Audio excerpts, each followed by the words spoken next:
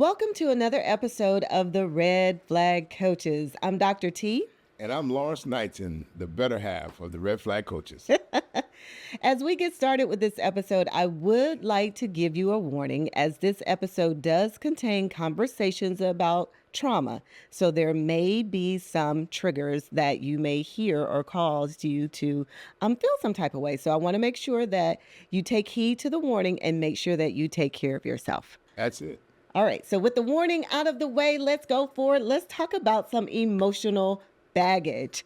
How the emotional baggage that you're ignoring, those red flags may be causing you some pain in your current relationships. Yeah, and one of the things that you always want to remember is that red flags that we're dealing with in this episode, dealing with trauma, you may not have even thought about you were carrying extra baggage. And so we want to unpack your baggage today, clear out your luggage so that you can have a healthy relationship. That's good. That's good. So let's get started. Let's talk about the connection between trauma and relationships. So many times we hear people that work with us in our coaching program, once you start working with them and recognize individuals as they come to counseling and coaching, we find out what? There is some trauma. So what are some of those connections, or what is the connection between trauma and a history of unsuccessful relationships?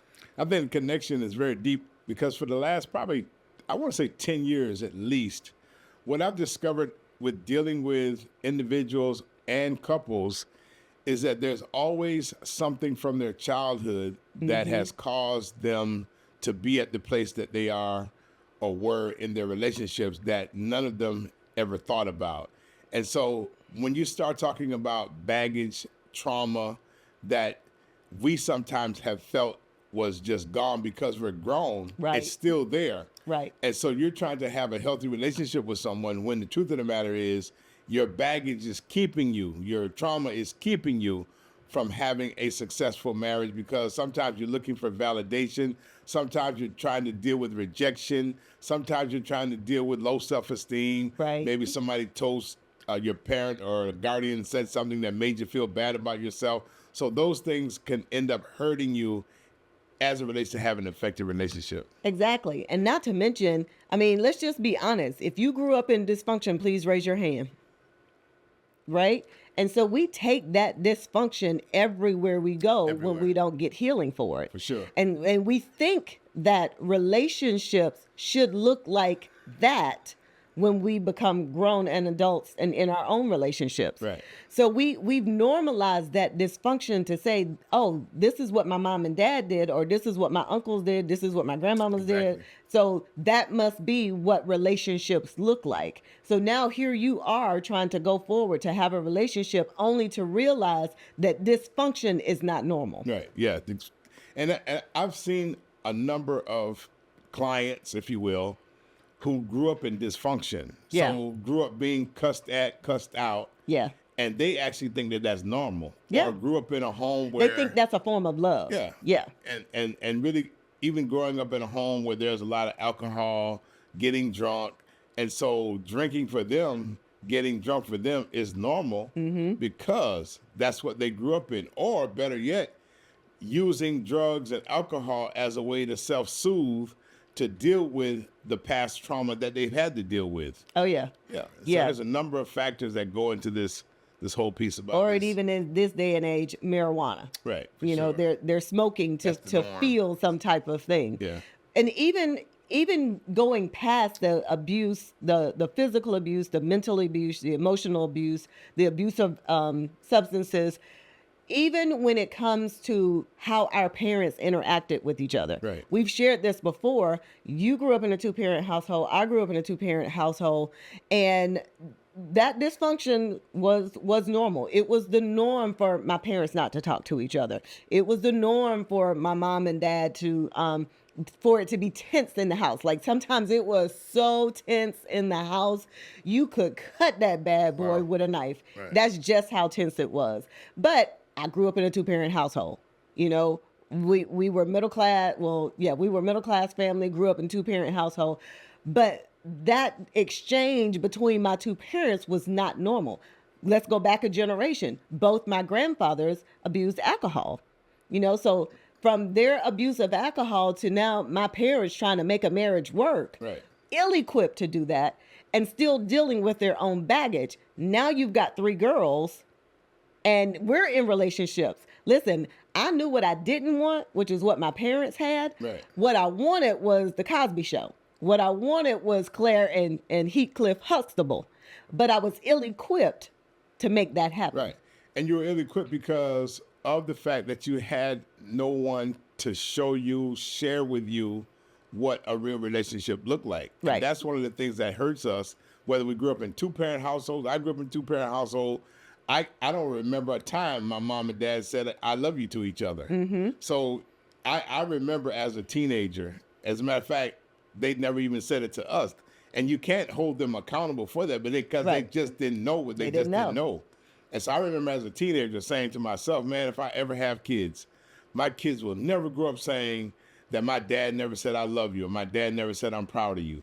And so I had to really prepare myself for that day to say, you know what, I don't ever want to have a child experience not being told I love you. Right. So again, it's trying to rid ourselves of that baggage that we have, that we may have come up in. Right. And try to get healing for that so that we can have healthy relationships. A lot of people now are trying to figure out, why can't I have a healthy relationship? Why am I running into the same type of people?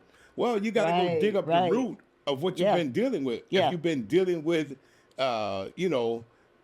dysfunction in the home, you can't expect to have a great relationship if you don't deal with that, because those things really, really hamper our growth. They really get to the place where they hinder our growth. And so it's difficult to have a healthy relationship when you just did not do anything to help get rid of the baggage that you were carrying. Right. And not only that, you have people who have a fear of abandonment or rejection. Oh, yeah. So now they feel like they have to do everything to keep the person in the relationship, not realizing that trying to do everything to keep somebody and being inauthentically you is just as detrimental to your own mental and emotional health. Yeah. And one of the other things that I learned in the past few years is rejection is one of those things that if a person dealt with that, it's difficult for them to get past that. It's very difficult for them to get past rejection, because what ends up happening when a person has dealt with rejection,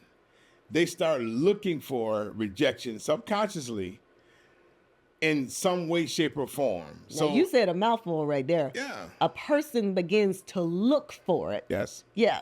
It's not that they're in their minds, they're not intentionally looking for it, but subconsciously you're looking for it, because if something is said, like, that sounds like rejection, it's a trigger for them. Exactly. So, here they don't want me. And so I promise you, I've discovered that rejection is a major trauma that people have a hard time getting over. You think about a person who grew up in foster care. If they didn't come from a loving foster family, like one that really loved on them, and nurtured them, they grow up with rejection. They grow up dealing with that stigma of having to go through home to home.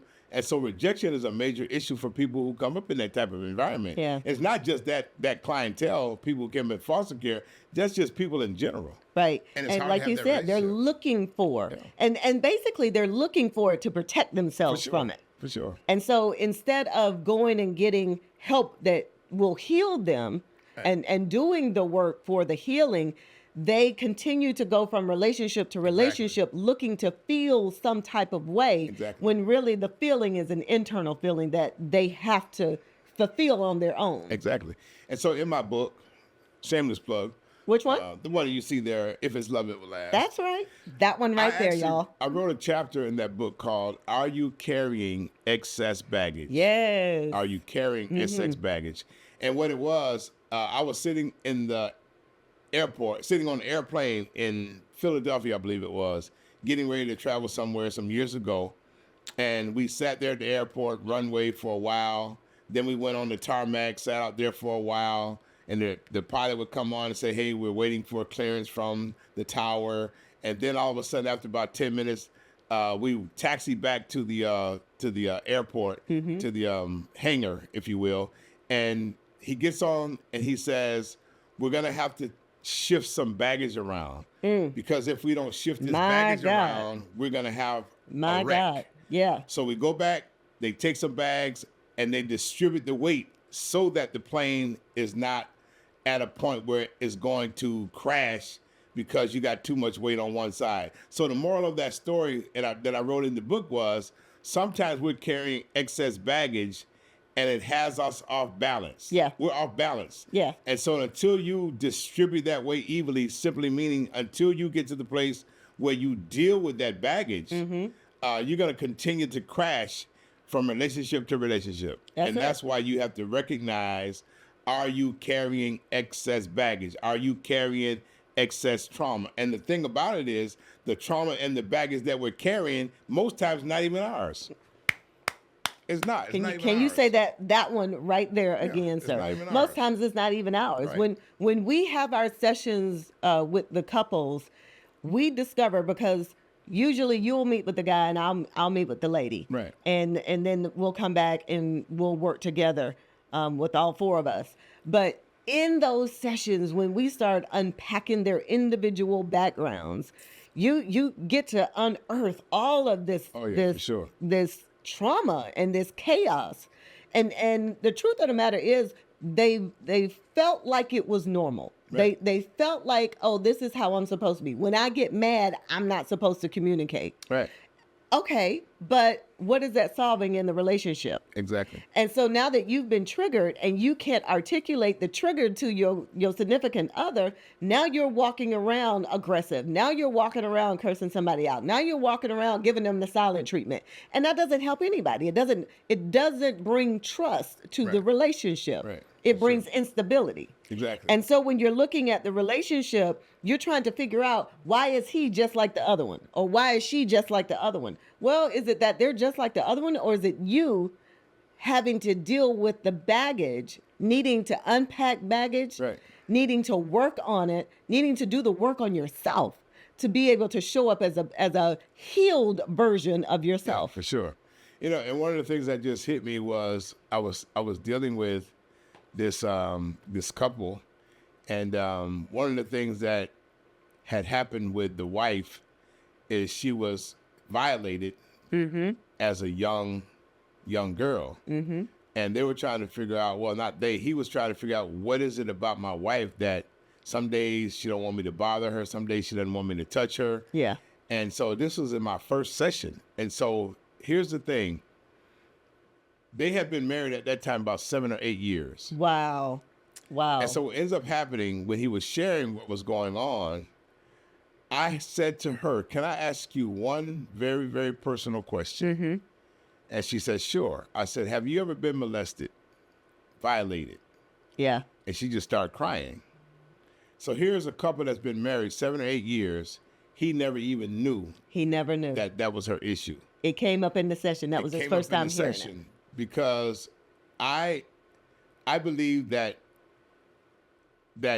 when a person does not share something as important as that, in one way or the other, is going to come up Right. and out in your actions and in your behaviors. Exactly. And that's why it's so critical to get help for your baggage, for your trauma that you experience, because if not, you'll carry that into a relationship trying to figure out, why is it not working?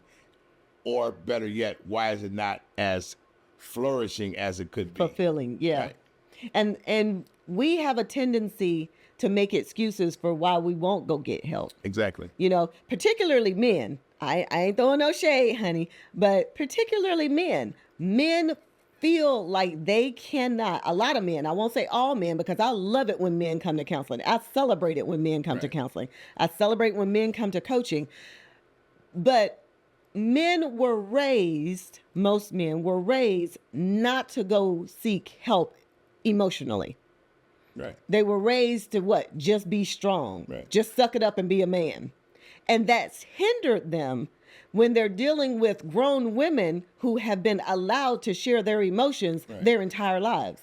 So as a man, here you are, ladies, here you are in your 30s and 40s trying to have an adult relationship, an emotional connection with a man who's not emotionally past the age of 5, Right. right? Yeah. And one of the things that, and it just made me think about it again. Here's one of the things when you said men are not, really told to go get therapy or counseling. It's not just the men. In our culture as a whole, we as That's a true. people, That's true. we're We're not just taught. coming to it. Yeah, We're, in ju- the it's last just 10 now. years, Yeah, it's just now, probably 10 especially years. since the pandemic. Yeah. Yeah. We are just now thinking about counseling and therapy because before it was like taboo. You don't talk about that. Oh, you crazy if you go to There's a counseling. stigma about that. You got Yeah. to be mentally crazy if you go see it. And that has hindered us because as a race of people, we have generational trauma Oh yeah, no that question. we still have not been able to get past. And so the longer we kept putting off therapy and counseling, Generationally, yeah. the more it's affected our community. And that's why we don't have a lot of healthy relationships in our community. Yeah, I was just meeting with a mom, it may have been a month ago, and she was talking about her grandson. And she really is the primary parent in all honesty because the child's parents are in and out. But she was sharing with me how she had to tell her grandson, "You got to stop crying. You got to toughen up." And it came out during the session, and I explained the same thing that I just shared with you with her, that when he becomes grown, he's going to be in a relationship with a woman, and he's not going to be able to articulate his emotions to her Right. because you told him as an authority figure and somebody he loves and trusts early on that it's not okay for him to be vulnerable. Right. It's not okay for him to express his emotions. For sure. It's not okay for him to embrace the emotions that were a God-given gift. And she looked at me and she said, "What do you mean?" And I said, "Listen, I said every emotion that you experience as a human, Jesus Christ experienced it. And it's noted in the Bible, Right. every single emotion. And so are we saying that Jesus is weak because he wept? Are we saying that Jesus is weak because he felt sad? No. As a matter of fact, we will probably all agree that Jesus is the greatest rock star that ever lived. Right. And so in saying that, if he's demonstrated every emotion in the Bible, then why are we not as humans to be able to do the same thing? Regardless of gender. And so she said to me, "I never realized I was teaching him not to share his emotions when I told him to toughen up." I said, "That's what you're teaching him. And he's going to go through life thinking it's not okay for tears to drip from his eyes. It's not okay for him to feel sad. But he has to learn how to embrace all emotions." Oh, yeah, for sure. And embracing all emotions, he learns how to regulate them. That's what makes him a superhero. Yeah, and that's one of the things I think we may have talked about before, that we have really done a major disservice to young boys, young men, Yeah. grown men, because we taught them big boys don't cry. Right. And so you're actually telling them, don't show your emotions. Yeah. So they get into a relationship, get into a marriage, wives are trying to figure out why doesn't he communicate? Why Well, won't he talk to me? You have shown him, not you, but we have Life. been told Yeah. that we're not supposed to show our emotions. So you got grown men who sit at a funeral, lost their child, lost their mom, lost their dad. They got sunglasses on, trying not to let a tear come down their face. And if a tear comes in their eyes, nobody can see it because they have sunglasses on. Why? Right. Because again, they have been taught, don't show your emotions. Yeah. And so that's extra trauma, extra baggage that they're keeping inside. Right. And eventually going to get to a place where they explode. Right. And then what ends up happening, using that same scenario, they never are allowed to grieve. Right. And so not only are we dealing with the trauma and the dysfunction, but now we're not even allowed to express our emotions and our feelings, to show sadness. The Bible says Jesus wept. It's the shortest verse in the Bible. So if Exactly. we can't weep, and you don't weep by just, no, weeping means that there's a lot of crying. There's a lot of A it. lot of hurt, a lot of pain. Yeah, there's a lot of pain. And so when we talk about this emotional baggage and talk about the trauma and how it connects to our relationships, until we learn how to regulate our emotions, until we can go sit down with ourselves and sit down with someone who can teach us how to do that, we're destined to have relationships that are not fulfilling and relationships that deteriorate because of our inability to manage ourselves. Exactly. And that's what we're going to continue to have. That's what we're going to Unless we continue to deal have. with it. Unless we deal with it. Yeah. So let's give the audience some closing thoughts. Let's talk about how, and we've talked about it a little bit. How can you empower yourself to have those healthier relationships? What are some steps that we can give the audience to say, okay, here's some things that you can do to empower yourself? Because relationships start how? With Self. you. They start with you. Yes. You have relationships based on the way you have a relationship with yourself. Exactly. I think one of the suggestions that I would make personally is for everyone who's watching to really sit down and sort of think about your childhood. Write down the pros and the cons. The good and the bad and the dirty and the your nasty. All of it. childhood. Yeah. And once you do that, start thinking about some things that may have impacted you. Yeah. Now, when I say impacted you, I'm saying, did you see your parents fighting? Did you see your parents cussing? Did you see your parents saying negative things to you? Take that one step further, because some people are saying, well, I don't even know who my daddy is. I grew up in a single parent household. Yeah. And so and all that is very, very critical, especially for males and females who didn't grow up with a dad. And then let me take that a step further, because there are people who grew up with a mom and a dad, but a lot of times in that older generation, the dads worked all the time, so it really was not like you had a dad in the house. Right. One that really shared life experiences with you, one that really shared a lot of information with you. So I don't want people to think that because you grew up in a house with a dad, that meant you had the nurturing and the care and the concern and the guidance that you really needed. But what I'm saying is, think about some things that may have impacted you. How did that make you feel? Yeah. Write those things down. And then try to get to a place where you say, you know what, I think I may need some counseling, some therapy, because that really did impact me the way my mom and dad argued. That really did impact me the way they made me feel, whatever it might be. Because if you don't get that help that you need, you're going to continue to wonder why your relationships are not flourishing. Yeah.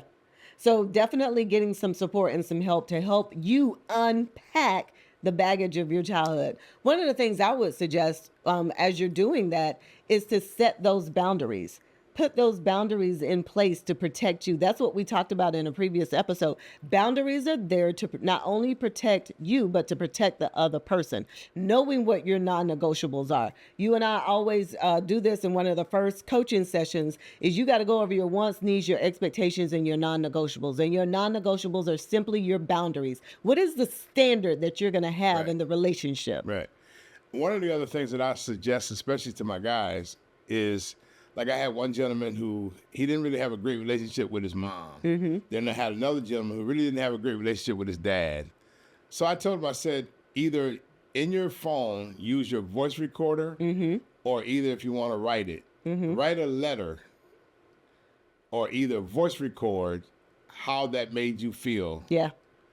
And because what you end up doing, people don't realize that when you write about your feelings, or when you voice record your feelings, what you're doing, you're really like detoxing yourself. It's cathartic. Get it out. You're getting out the old toxins that's keeping you stuck at a place. You can hold on to bitterness and anger and all of those things, from your past, and don't realize that when you keep it inside of you, it's not hurting anyone but you. Yeah. So you got to find a way to get it out of you. So if writing is something that you want to do to get it out of you, or voice recording is something you want to do to get it out of you, then that's what you're going to need to do to try to bring a little bit of healing to your life so that you can have a great relationship. I love it. I love it. So I hope that you all will take those suggestions and resources of how you can. Oh, there is a book that I would like to talk about. The book is called "The Body Keeps the Score."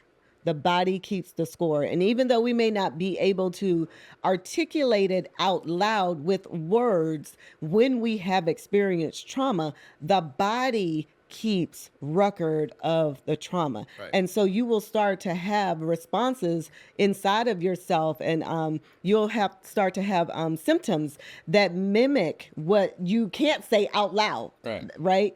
And so I want to use that as a resource, certainly, to check out the book, The Body Keeps the Score. Is an amazing book. And I will also like to give you the number to the National Domestic Violence Hotline. That number is 1-800-799-7233. If you are experiencing any type of domestic violence, please seek help. And I hope that you all have enjoyed this episode Yes. with us. Listen, Lawrence is going to give you one piece of homework to do, and that's to do what if you like this podcast?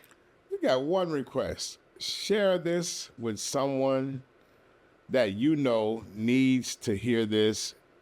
As a matter of fact, all of you, make sure you subscribe to our YouTube channel, subscribe to our podcast on Spotify, whichever platform you watch your podcast. Make sure you include the Red Flag Coaches, because we got some information that we're going to be giving you from now on that's going to be transformative for your life. All right, join us for the next episode where we talk about from self-love to true love. We'll see you in the next episode. Y'all take care.